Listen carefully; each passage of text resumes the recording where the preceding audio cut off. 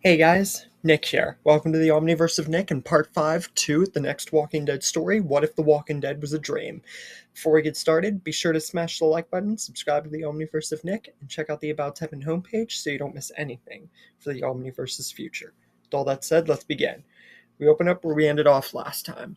The group is getting the RVs and cars and setting off from the Atlanta camp to take care of everything that Rick knows and wants to get out of the way to deal with the biggest threat that they know of at this point in time and make sure that everyone he can save makes it. They do not go to Fort Benning. They do not go to the CDC. And Shane regularly pretty much just beats on Ed because Ed pretty much deserves it. Jim is alive. Jackie is alive. Moraleson's family are there and alive. Amy is alive. Daryl and Merle are together, and Merle has not lost his hand. Morgan and Dwayne are there. And like I said, Ed is there, but Shane pretty much just beats him to death. And either Rick or Shane would just shoot him down. Much to Shane thinking that Rick would stand up against this, but Rick knows that Ed was a problem. And yes, Carol would probably cry, protest, and hate this, or she would kill him herself or something like that. But it's more or less just to get Carol's character in check because Rick knows that that must happen. And the only way that it can is for Ed to be out of the way. Then they get to the highway and past it all the way to Herschel's farm. And Herschel's family are very surprised to see just a swarm of people just storm his property. And Sophia's not in the barn, and she's actually alive here. And Rick, just out of the gate, whenever everybody gets there, confused by the way, because they don't know who these people are. And how did Rick know that these people were here? Rick just walks straight up and hugs Herschel. Herschel's very thrown aback by this. And Herschel's like, "Do I know you?"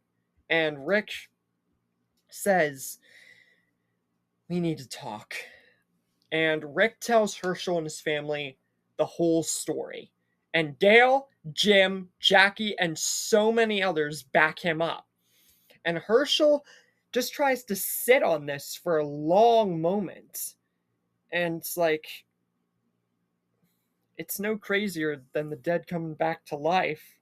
But Herschel thinking about the dead the way that he has, even he wants proof.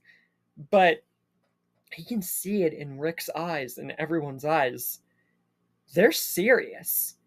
And the fact that they knew where this place was, it makes Rick's story creepy and scary, but it makes sense.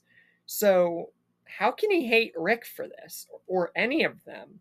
Yes, it's very wrong to accept this in the way that he is, but they're not meaning harm. So, Herschel says, "Get what you need done. Prove it to me at least that you know that that's part of your story is true." So they bust down the barn, and sure enough, all the walkers are killed. And Shane's very proud of Rick for taking action that he would have done. And the fact that he knew walkers were in the barn. And this further proves that Rick does know about what happened. But that doesn't mean that Shane, as well as everybody else, isn't very perturbed by this.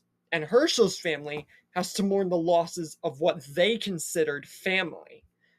But Rick proves it to all of them that, and now has officially proven to all of them that his dream might actually be freaking real. And he says that they will stay here for a bit to collect themselves, but they are far from done. There's some few more places they have to visit before they go to the community Alexandria, and that is where their true battle will begin. And Rick tells everybody to collect themselves, gather what they need, and get ready because they are moving out once again. And Rick says he knows that everyone would prefer to stay on Herschel's farm, but they need to believe him when he says a horde will be coming this way. And there's a group with a boy in tow named Randall who at some point might end up here.